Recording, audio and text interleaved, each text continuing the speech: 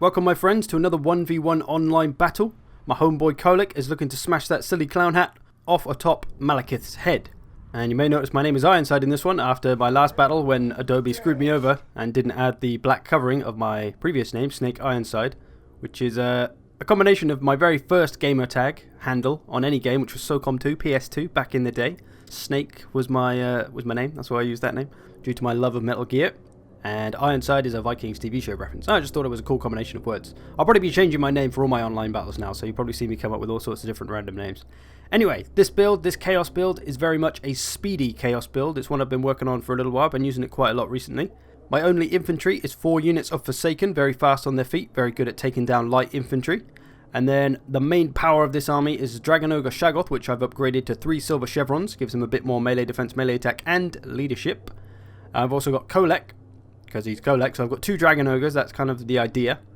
And Kolek's obviously a monster in his own right. And then travelling with them, just a unit of Warhounds, great for tying down any kind of missile units and chomping them up a treat. On the far right side of my army, I've got 2 Manticores. One is just a normal Chaos Feral Manticore, and one is a Sorcerer of Death on a Manticore. So again, adding to the speed powers of this army. Is he standing up? What an absolute boss. Is he just standing up on a Manticore? I can't... Is he on a seat? Oh no, okay, he is. Looks like he's on a little seat. It's like he's sat on a little Manticore toilet there. He is sat down. I thought he was just stood up, like didn't give a shit. No safety harness, nothing. But no, he sat down. I've also got a unit of Dragon Ogres who are anti-large, so they're going to be great for taking down any cavalry that may come around this right side. They're going to protect my Forsaken a little bit. Not that the Forsaken are going to be looking to need too much protection, but if they get hammer and anvil by some cavalry, that won't be good. Now my opponent's army is a front line of Bleak Swords, only 3 units, 1 unit of Black Ark Corsairs back there, so probably a wise idea not to put the Black Ark Corsairs up front. Unit of Witch Elves as well, again, a very dangerous unit, but not very good at taking charges, so a wise idea to keep them back behind. They can also make people lose control as well. 1 Blackguard of Naggarond, a very dangerous unit. Kolek and my Dragon Ogres are going to have to look out for those. Dread Spears over here, they're an anti-large problem of course, as well as the Cold One Knights, who are also anti-large. They may give my Dragon Ogres some problems on that right side, so we'll have to look out for them. Over on the left, he's got another unit of Spears, another unit of Cold One Knights with their Spears. So he's got quite a lot of anti-large, the Blackguard there as well. And then he's got all these missiles who can also pose as anti-large. 4 units of normal Dark Shards, not shield ones. He wisely knew not to bring the shield ones because it's a bit of a waste against Chaos because we don't have anything to fire at them really. And then of course, guess who's their lord? Malekith on a Black Dragon. Surprise, surprise. So of course, my speedy build is wasting no time on moving up on the enemy. We're not going to faff around. Kolek is looking for that flank. He launches a breath attack at Kolek, which is just a strange thing to do first of all, and then it just completely misses. So a big waste there. That definitely would have been far more effective being fired at my Forsaken here, who are charging up towards his poor little Bleak Swords. He's launched a spell, Soul Stealer on Kolek as well. He's going to send the cavalry in towards Kolek. I'm going to send everything into these cavalry, 2 Dragon Ogres, and even the Warhounds as well, because they're there. And they should be able to smash through them pretty quick, because both these Dragon Ogres are anti-large as well. So that cavalry isn't going to last long at all. Front line's doing alright. They're engaged, just smashing through Bleak Swords. That shouldn't be a problem for them. The Black Ark Corsairs are coming up though. They're a bit more of a threat, but they're not armor piercing still, and the Forsaken have a fair amount of armor. My Dragon Ogres moving over on the flank. My Manticores here, I'm trying to harass Malekith. Malekith could be a real problem online if you just let him fly around and do what he wants with all his spells and stuff, so I'm trying to bother him. Bringing over my other Manticore as well. I've just dropped Spirit Leech on him to help bring him down a little bit. I've just dropped another spell, I just heard it. What was it? Fate of Yuna. I dropped Fate of Yuna on the Blackguard of Naggarond because they are a very dangerous unit. Which is of course why my 2 Dragon Ogres are heading far away from that Blackguard and those Dread Spears because they don't want anything to do with them. My Forsaken have bashed their way through the Bleak Swords, no problem. Now just the Witch Elves and Black Ark Corsairs to get through and some Dread Spears. My Dragon Ogres, I was waiting to see what the cavalry did on that side, but I may have mismicroed them a little bit. Routing those Bleak Swords. So he sent the Cold Ones to fight the Shaggoths again, which is a really bad idea because they're a shock cavalry, so they don't have much melee defense, and they're going to take a lot of damage quick. Another breath attack wasted there. Put it on Kolek, probably would have been better spent here. Look at these 2 units clumped up. They're out of control, I can't move them. A breath attack would have laid waste to them. My Manticore still giving Malekith some problems. I'm dropping Spirit Leech on Malekith as well. I'm trying to get more into using magic in Total War Warhammer 2 because I find that I've been struggling a little bit online. I couldn't figure out why for a while, but I think it's because the magic in Warhammer 2 is so much more powerful than it was in Warhammer 1. So before, because if you know about my channel at all, you know I don't really like magic. I'm not a huge fan of magic. I'd rather not use it unless I absolutely have to. But in Warhammer 2, I really do have to. So I'm trying to use it more I'm just trying to keep it simple with my magic use, just taking 1 or 2 spells that are useful. I only took Fate of Yuna and Spirit Leech on my sorcerer, that's all I need. Those 2 spells alone can do plenty of damage. The Blackguard of Naggarond trying to come over and get Kolek. Of course, I'm not having any of it. I'm not sticking around. I'm running away. I'm going to take my Dragon Ogres away as well in a sec. Those Blackguard of Naggarond are very dangerous.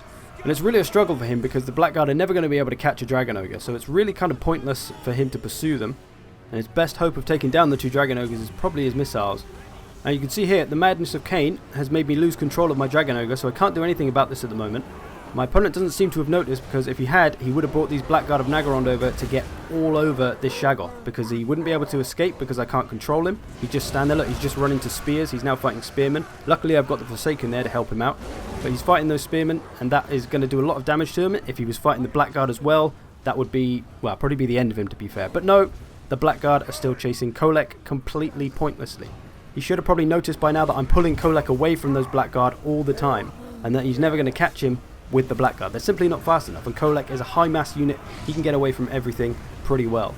Still harassing Malekith here with Spirit Leech and my Manticore. My Manticore actually doing pretty well against that Black Dragon, better than I thought he would. The Blackguard have reached me now. I'm going to get the hell away. Going to try and launch Kolek's little lightning spell. I think he gets out of the way just in time. Oh, we got him a little bit. Got him a little bit. But yeah, he finally caught up with Kolek, but Kolek's off again. So the Blackguard are basically just going for a jog around the woods. Not doing too much of anything really. We've completely destroyed his infantry, which is all routed straight off the map because he's positioned so close to the edge of the map. It's quite a small map anyway, to be fair, but he's right next to the edge of the map and it's just completely gone. All my Dragon Ogres, little Dragon Ogre party going on here. They're just going to go and gun down these final missiles that are running away in the woods. Run away, lads. You're all screwed. Oh, coming back for more, are we? Oh dear. I feel for them. I feel for them greatly. Malekith's still on the run. Trying to get both of the Manticores on him now. Kolek just still charging around. I send him into these spears. I thought he'd break these spears a little bit quicker, but he doesn't. Well, he doesn't break the spears, I'll tell you now. He doesn't break the damn spears. I thought he'd rout them pretty quick with his terror. I thought they'd have low leadership, but they're actually holding on alright. Malekith's still on the run. My Dragon Ogre here sorting out these 2 units of missiles. There's really not a lot left. The Blackguard is still around though. He's got about half that unit left, but they're still going for their leisurely jog around the woods. So yeah, overall this build has worked really well against this Dark Elf's army. So as I said, it's meant to be a speed build, so it hits you fast and it hits you damn hard with those Dragon Ogres. The strength of those Dragon Ogres, 2 Dragon Ogres together, there's probably not a lot that could stand up to that, to be honest. So it's very difficult to deal with, and people have that problem worrying about that all the time. And I'm not really microing too much. I'm not worried about my infantry. I just send them in to fight the front line, and I let my Dragon Ogres do all the smashing for me. And that kind of hard and fast attacking style is something that people don't expect from the Chaos, right? Because the Chaos are generally quite a slow faction, lots of heavy units, Chaos Warriors, very slow, Chosen very slow. So when you hit them with a fast army, which they're just not ready for, there's not a lot they can do about it. His army is actually about 3 times the size of mine. So quality over quantity for me, and the other way around for him. My Forsaken absolutely tearing through their light infantry. My Shaggin' Ogres? Nobody wants to see Shaggin' Ogres, Jesus Christ, this is a family show. It's really not a family show. Dragon Ogres did pretty well. His infantry, really not up to much. The Bleak Swords ultimately did nothing. Some of his infantry did some stuff. Black Ark Corsairs did okay. Witch Elves. The missiles, we absolutely kept them from doing anything. And the cavalry didn't do a lot either. So we really neutralized most of his army there. A very balanced build overall for the Dark Elves. So what would I do if I was in this Dark Elves player's shoes? Well, let's have a look. So what could we have done if we were that Dark Elf player in his shoes? Well, first of all, the front line. Bleak Swords never really stood a chance against the Forsaken. He needed to help them in some way. The Black Ark Corsairs and the Witch Elves, both great flanking units as they're very fast on their feet. They could have come around the back, got into these Forsaken, and that would have made a world of difference, I think. Because while Forsaken have a lot of armor, they don't have a lot of melee defense, so they will take damage pretty quickly if you can deal it into them, and Black Ark Corsairs and Witch Elves are a great way to do that. Another thing he could have done is to wait for the line to be engaged and then hit us with some magic wind spells straight down that front line. Like he's doing here with this breath attack, that's another good option to hit my front line with. And you may have noticed that my front line is kind of staggered. I've got 1 unit up front, 1 unit behind, 1 unit up front, and 1 unit behind. So they're not all in a straight line. And because of how powerful magic is in this game, little things like this can make quite a big difference, because a wind spell across my front line would do a lot of damage. Especially as Malekith, because you see people using that wind spell quite a lot. Now, what the hell do you do about 2 Dragon Ogres coming down your right flank? Well, as we say, he's got plenty of anti-large throughout his army. He's got the Blackguard of Naggarond, very powerful anti-large unit. He's got spears, he's got cavalry, he's got missiles. So Blackguard should be coming over there. Spears should be turning to face these, trying to get ready for them. The Cold One Knights probably would have been best off coming over to help as well. These Dread Spears, they should probably stay on this side because the Dragon Ogres are coming in from up there somewhere. But one of the biggest assets he had here was his missiles. If I was him, I would have had all these missiles looking at these two Dragon Ogres, trying to focus fire one of them down and get them dead as quick as possible. Because they'll do a lot of damage and you can't escape the missiles, right? Kolek can't outrun missiles like he can spears.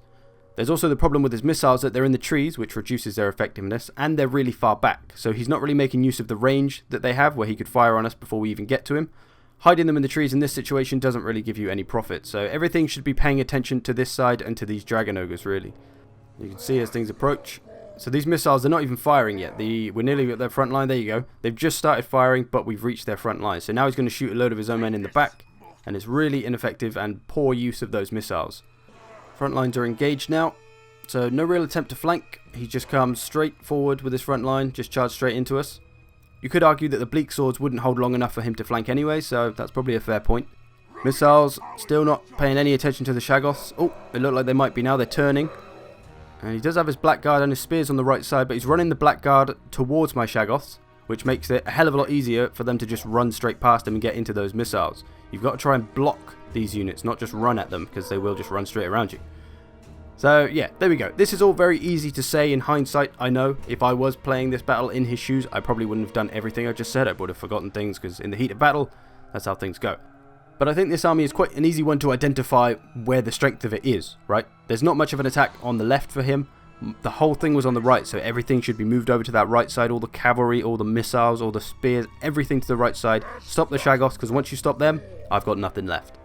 Anyway, I hope you've enjoyed this. I thank you for watching. I'll see you in the future.